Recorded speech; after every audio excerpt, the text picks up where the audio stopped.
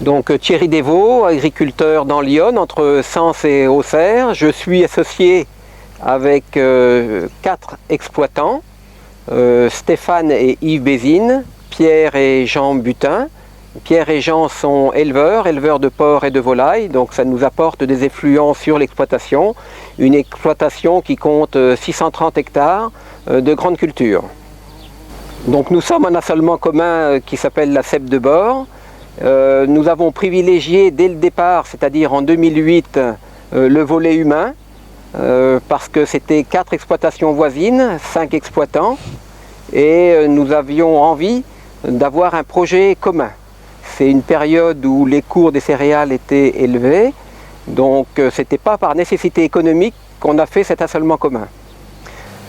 On a fait l'option d'une orientation vers l'agriculture de conservation parce qu'elle correspondait à nos attentes, à ce que la société avait envie. Dans l'agriculture de conservation, on a retrouvé bien sûr les 3 piliers qui sont habituels, à savoir privilégier la diversité à travers le nombre de cultures, à travers la diversité dans les couverts végétaux. On a privilégié également le respect du sol, parce que l'objectif c'est d'un sol vivant, donc avec progressivement moins de travail du sol, et aujourd'hui quasi la totalité de l'exploitation en semi-direct sous couvert végétal. Et puis un 3e pilier, donc une couverture permanente, donc par des intercultures systématiques, et puis par une grande diversité de cultures. En 2015, nous avons été labellisés GI2E, et dans cette labellisation, on a fait le choix de conforter notre orientation vers l'agriculture de conservation et aussi de partager au plus grand nombre ce que l'on fait, le plaisir de partager, de passer le témoin et de communiquer.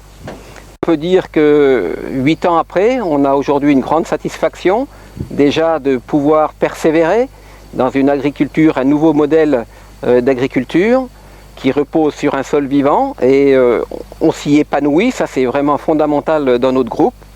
Le 2e volet, il est environnemental, parce que plus on avance dans cette agriculture de conservation, plus on est performant.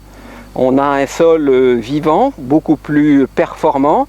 De récentes analyses de sol biologiques nous montrent que grâce à une forte biomasse microbienne, à une très forte activité microbienne, cela nous permet une très bonne minéralisation du carbone, minéralisation de l'azote, donc à la source d'économie d'intrants, surtout d'engrais, grâce à ce meilleur fonctionnement du sol. Et puis, 3e résultante, c'est l'économique. On vient de prouver cette année, résultat 2016 qui est pour beaucoup difficile, nous on sort un résultat qui est très correct grâce à des économies de charge, moins de fongicides, moins d'insecticides.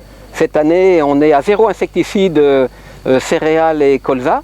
C'est pas qu'on veuille pas du tout en faire, mais on a réussi à ne pas en faire grâce à des colzas associés avec des plants de compagne. Et puis en céréales, il y avait une très faible densité de pucerons à l'automne. Donc aujourd'hui, on peut dire que grâce à ces techniques d'agriculture sur sol vivant, on économise des charges.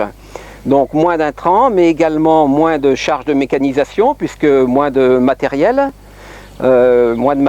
Donc un parc plus restreint, le semoir dont on va parler, un pulvé qu'on utilise encore, et puis une moissonneuse, et puis très ponctuellement, surtout pour des cultures de printemps, un travail très superficiel. Donc moins de charges de mécanisation, moins de charges de carburant. Quand j'étais en individuel avec une technique de travail profond, j'étais à 100 litres hectare, et aujourd'hui on est passé à 55 litres hectare. Sachant qu'on a des collègues qui sont encore plus performants que nous, qui sont en dessous de 40 litres hectare. Donc performance, je dirais, humaine avant tout, environnementale et puis économique. Donc voilà, ça marche et c'est génial. Donc nous sommes dans la parcelle expérimentale orge d'hiver, pois d'hiver, avec différentes densités de semis, d'orge et de pois d'hiver. Donc il y a un témoin avec de l'orge pure, un témoin avec du pois pur, et puis des densités de 30% d'orge, 70% de pois, et vice-versa. Et on observe dès aujourd'hui qu'il y a complémentarité entre cultures associées, notamment au niveau maladie. Il n'y a aucune maladie dans l'association de cultures, aucune rhinchosporiose. Et autour, dans la parcelle semée en orge d'hiver pur, il y a beaucoup de rhinchosporiose. Et puis on a beaucoup de choses qui se passent au niveau racinaire. On voit que grâce au semoir, on a pu mettre des semences. Bon, là on ne peut pas bien voir, hein, que la graine de pois est semée beaucoup plus profondément que la graine d'orge. Et en fait, il y a complémentarité entre les deux parce que l'orge a plus de place, comme elle est semée moins dense. Et donc elle bénéficie de plus d'azote, donc il n'est pas nécessaire de mettre autant d'azote. Et puis le pois, qui lui est concurrencé par l'orge, va développer plus de nodosité. Et c'est cette complémentarité qui va permettre une augmentation de rendement global sur ces exploitations-là. Donc nous sommes dans une parcelle de culture associée, donc du colza avec de la févrole d'hiver, qui a été semé en même temps que du fenugrec, de la lentille et du trèfle. On pensait que la lentille, le trèfle, le fenugrec gèleraient pendant l'hiver, mais le fenugrec a passé l'hiver, mais il restera à une hauteur raisonnable. Par contre, l'objectif est de récolter en même temps le colza avec la févrole. Et pour l'instant, ça semble bien parti. Et le fait de faire des cultures et compagnes et cultures associées nous permet de diminuer les intrants, donc fongicides, pas d'insecticides, et puis fertilisation azotée, on est à 110 unités dans cette parcelle-là, et donc au moment du semis, on a tout semé en même temps. Le colza, qui était mélangé avec la lentille, le fenugrec et le trèfle, et de l'antilimace, et puis de la févrole, qui elle a été semée à 5 cm. Et le résultat est satisfaisant. Je vais semer du tournesol avec de la luzerne dans l'objectif d'une couverture permanente, et dans la petite trémie il y a de l'antilimace. On va semer le tournesol avec la luzerne sur le même rang, mais il est possible de faire sur des rangs différenciés. Il y a 2 ans, nous avons semé 2 rangs de tournesol, 3 rangs de soja, 2 rangs de tournesol. C'était une culture associée, on a récolté le tournesol et ensuite le soja. Donc on a une rotation un petit peu particulière, hein, puisqu'on a beaucoup bouleversé la rotation classique. On était traditionnellement en colza, blé, orge. Aujourd'hui on a 10 cultures. Et puis on fait beaucoup de protéagineux. Et derrière les protéagineux, on fait du colza. Et derrière le colza, de l'orge d'hiver, puis du blé. Pourquoi ça? Parce qu'entre l'orge d'hiver et le blé, on a suffisamment de temps pour faire un couvert suffisamment dense, qui apporte beaucoup de biomasse, hein, qui est nécessaire au fonctionnement de l'activité biologique. Et puis ça peut nous permettre de faire également des cultures dérobées. On a fait du soja, du tournesol, aujourd'hui on fait du sarrasin. Et puis après, donc, comme culture, on a donc beaucoup de protéagineux, tels que le pois chiche, le pois d'hiver, le pois de printemps, la févrole d'hiver, la févrole de printemps, le soja, la lentille. Et puis en culture traditionnelle, on a toujours de l'orge, du blé, du colza bien entendu, du tournesol, et puis depuis cette année du chanvre, qui est une culture propre, qui convient bien dans notre système de culture. Donc le fait de s'orienter vers le semi-direct sous couvert végétal, cela a imposé de nombreuses exigences techniques quant au semoir, au choix du semoir. Donc on a passé beaucoup de temps à mettre sur la table notre cahier des charges, de quoi on avait besoin. Donc on s'oriente avec beaucoup de cultures, avec des associations de cultures, avec des engrais verts, avec de la fertilisation localisée, avec de l'antilimace localisée. Donc l'idée d'avoir plusieurs trémies nous paraissait intéressant.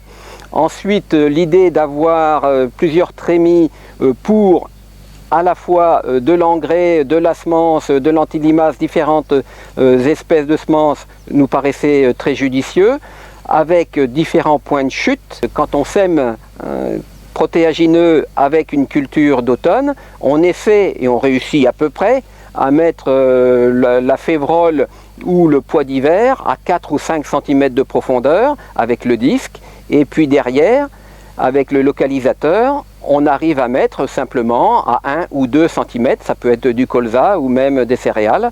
Donc c'était un gros avantage dans le choix du matériel. Donc il nous fallait un semoir polyvalent, donc pour pouvoir semer l'engrais vert juste derrière la moissonneuse, donc sur chaume, et pouvoir semer dans l'engrais vert à l'automne les cultures d'automne telles que blé, orge, colza, voire avec les plants de compagne. Et puis au printemps, semi-direct parfois dans des protéagineux. Pour l'instant, on n'a pas réussi à faire du tournesol en semi-direct.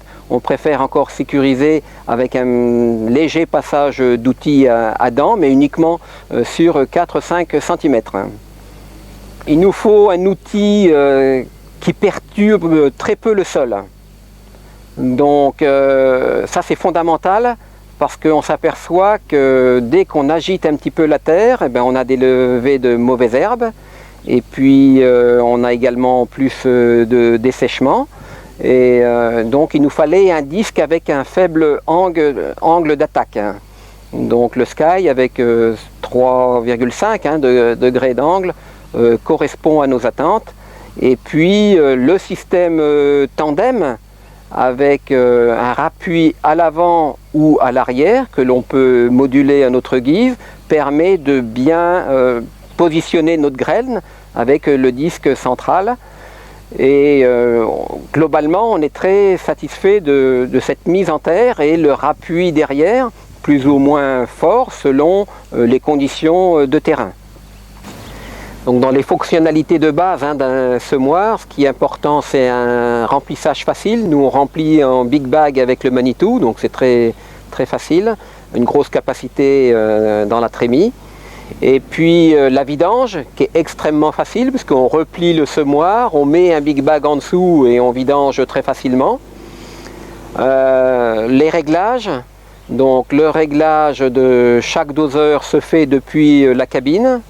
On installe un petit sac sous la trémie et puis on a juste à contrôler le poids, on rentre ce poids là et ça corrige automatiquement. C'est extrêmement simple.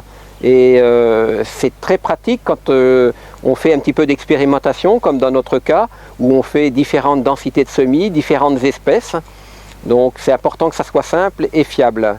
Autre facilité de réglage, c'est la profondeur de semis. On a des cales qui sont juste au-dessus des roues de rappui, donc c'est rapide à régler. Et puis, grâce au système tandem, rappuyer plus ou moins l'avant ou l'arrière selon les fonctionnalités désirées. Autre avantage non négligeable chez Sky, c'est la qualité de service. Aussi bien service commercial initial que service technique. Je me souviens être tombé en panne un week-end, donc un samedi. J'ai appelé Baptiste qui ne savait pas, qui m'a passé Andy et puis qui était disponible alors qu'il était chez lui. Et ensemble, on a pu détecter le problème électrique et j'ai pu travailler tout le week-end. Donc un service personnalisé, ça a vraiment son importance.